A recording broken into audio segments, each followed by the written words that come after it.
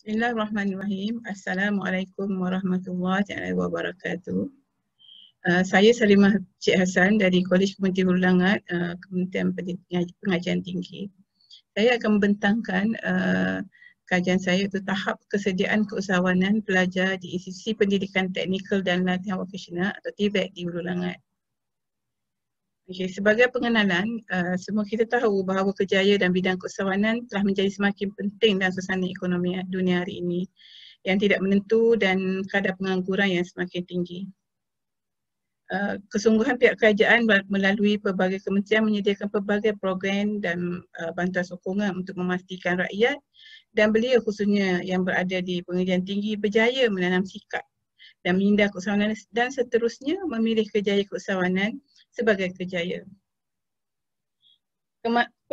Kementerian Pengajian Tinggi sendiri telah membangunkan satu plan pembangunan pendidikan Malaysia pengajian tinggi bermula 2015 untuk tahun 2015 hingga 2025, di mana suatu yang amat penting khususnya di kalangan institusi TVET iaitu mengendalikan dengan jayanya lonjakan satu, iaitu melahirkan graduan holistik berciri keusahawanan dan seimbang. Juga lonjakan keempat iaitu melahirkan graduan TVET yang berkualiti. Ini satu cabaran yang sangat besar. Di mana apa yang perlu dihadapi sekarang ialah masalahnya ialah di mana ada cabaran yang perlu dihadapi, iaitu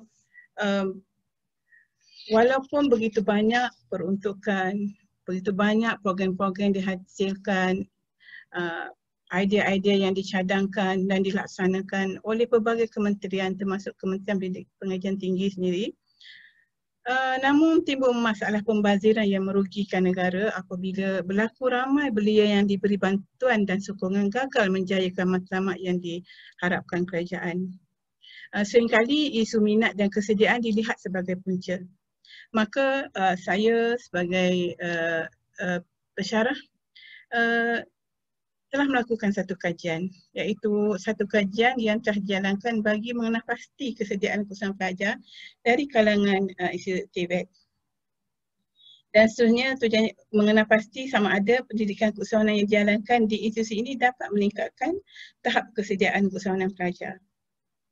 Kepentingan kajian ialah di mana diharapkan hasil kajian dapat memberi manfaat kepada pertama, mengenal pasti bakat keusahawanan yang ada pada pelajar untuk digilap dan dibimbing ke tahap yang lebih baik dan seterusnya memilih kerjaya keusahawanan selepas tamat pengajian.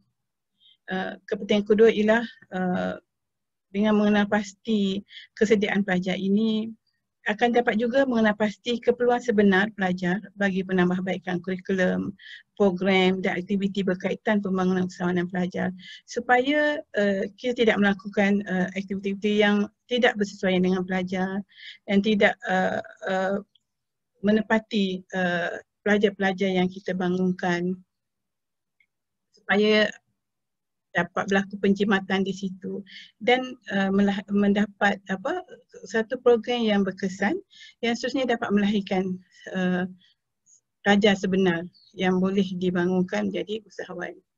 Dan kepentingan ketiga ialah sebagai rujukan kepada institusi TVET yang lainnya dan amnya kepada institusi pendidikan yang lain. Objektif umum bagi kajian ini ialah untuk mengenal pasti tahap kesediaan keusahawanan pelajar. Objektif khususnya ialah pertama, untuk menjawab soalan, adakah terdapat perbezaan tahap kesediaan pelajar yang telah menghadiri kursus keusahawanan dengan pelajar yang tidak pernah menghadiri kursus keusahawanan? Dan kedua, adakah terdapat perbezaan antara tahap kesediaan pelajar berdasarkan pekhususan yang diambil? Maksud sini pekhususan ini program-program yang dipilih, sama ada sijil yang kursus yang mereka ikutilah di tempat kajian.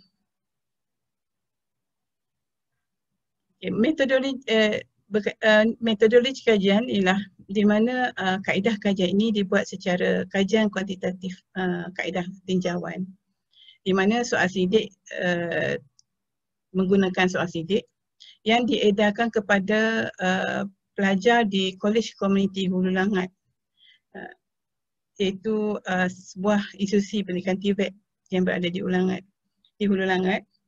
Pelajar-pelajar ini adalah dari 3 kursus yang berbeza, di mana tahap 1 saya telah menjalankan ujian rintis kepada 30 orang pelajar, dan seterusnya barulah diadakan ujian kepada 260 orang pelajar. Soalan-soalan yang terlibat dalam soal sidik ialah bahagian A, demografi, bahagian B, ciri-ciri keusahawanan yang dimiliki oleh pelajar, bahagian C ialah faktor pendorong yang untuk menjadi usahawan yang ada pada pelajar, bahagian D ialah kesediaan pelajar untuk menceburi keusahawanan, di mana instrumen ini saya dapat daripada rujukan Bu Irah Tunggak, Nur Aini dan Siti Solehah dan juga Muhammad Hassan. Okey. Kemudian setelah kertas edaran soal sidik dikumpul, soal sidik ini kemudian dianalisis menggunakan sistem Statistical Package for Social Science 24 SPSS.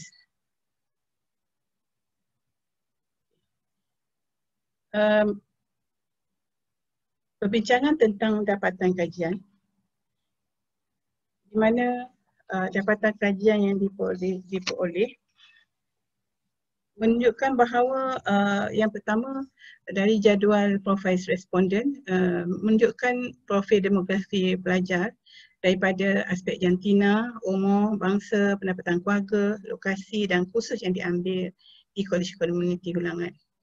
Didapati dari aspek jantina seramai 165 orang atau 63.5% orang adalah responden lelaki, dan 95 atau 36.5% adalah responden perempuan. Ini bermakna di sini pelajar lelaki lebih ramai berbanding perempuan. Dari segi umur, didapati majoriti pelajar adalah berumur 19 tahun, iaitu seramai 125 orang, diikuti pelajar berusia 18 tahun. Dan selebihnya adalah 20 tahun hingga 35 tahun. Manakala dari aspek bangsa pula, bangsa Melayu adalah majoriti, iaitu seramai 229 orang, diikuti oleh bangsa India seramai 24 orang ataupun 9.2% dan bangsa Cina 7 orang atau 2.7%.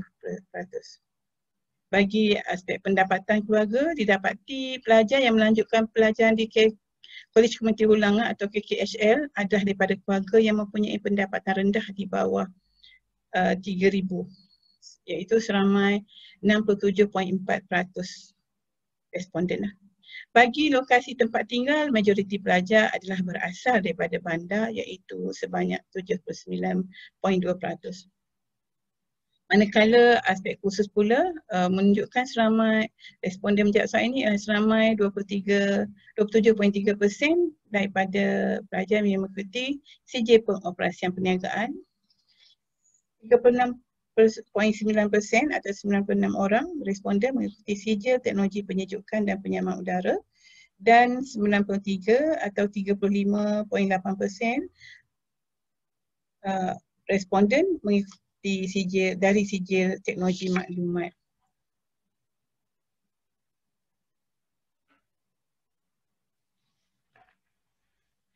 Manakala dapatan diperoleh berkaitan dengan persoalan atau objektif utama, iaitu adakah terdapat perbezaan tahap kesediaan pelajar yang menghadiri kursus dengan pelajar yang tidak pernah menghadiri kursus keusahawanan.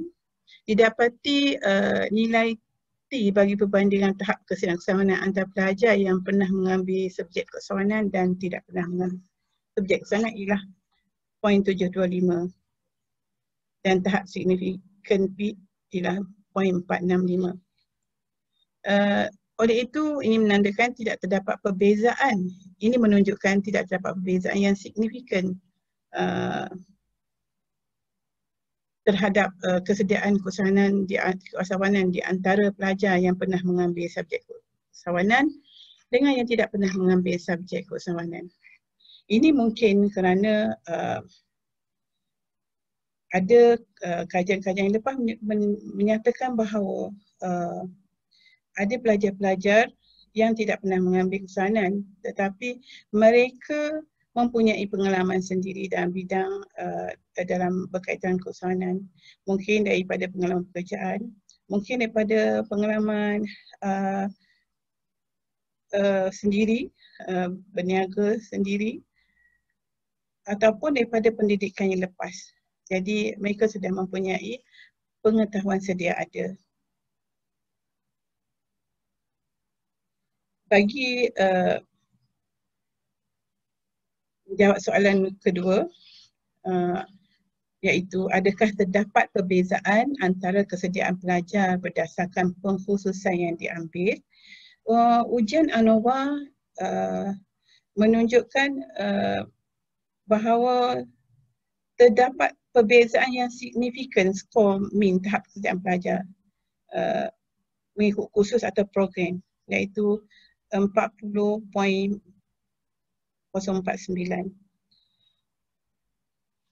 Di mana tahap kesediaan pelajar yang mengambil CJ pengoperasian perniagaan lebih tinggi berbanding pelajar yang mengambil kursus CJ teknologi penyejuk dan penyaman udara. Dan penyaman udara dan juga berbanding pelajar yang mengambil CJ teknologi maklumat. Ini bermakna terdapat perbezaan yang signifikan antara kumpulan pengkhususan CJ pengoperasian perniagaan dengan CJ teknologi maklumat dan CJ teknologi penyejuk dan penyaman udara. Apa yang boleh dikatakan di sini ialah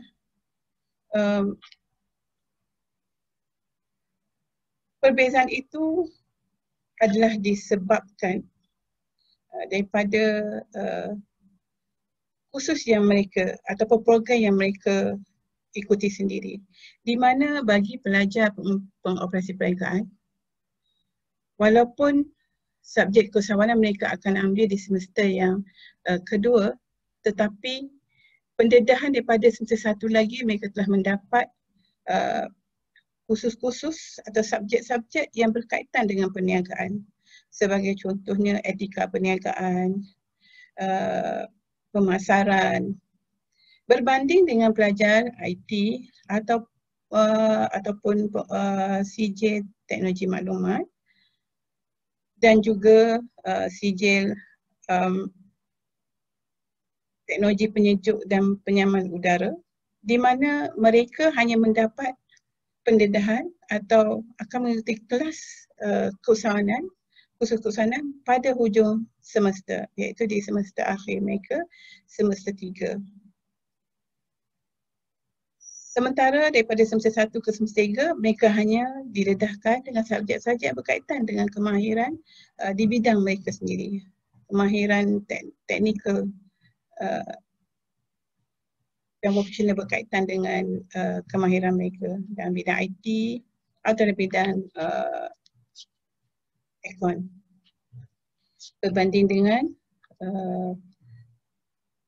CJ pengoperasian perniagaan yang bermula pada awal kemasukan mereka hingga ke akhir, mereka memang telah didedahkan dengan subjek-subjek yang berkaitan dengan keusahawanan. So, hasil daripada kajian ini, saya suka mencadangkan kajian lanjut dibuat kepada kajian ini kerana kajian ini hanya terhad ataupun ada limitasinya hanya di kawasan untuk pelajar Kolej Komuniti Hulu Langat sahaja. Jadi kajian lanjutan boleh lebih fokus kepada pelajar-pelajar di institusi lain. Seterusnya, kajian lanjutan boleh juga difokuskan kepada mengenal pasti program atau aktiviti keusahawanan yang dapat meningkatkan tahap kesediaan keusahawanan pelajar.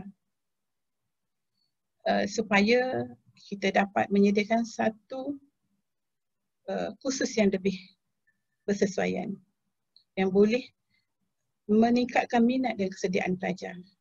Seterusnya mengadakan kajian, dicadangkan juga mengadakan kajian menggunakan kaedah kualitatif yang boleh dibuat secara mendalam untuk mengenal pasti dengan lebih dalam lagi faktor-faktor pendorong, faktor-faktor lebih mendalam tentang kesediaan pelajar.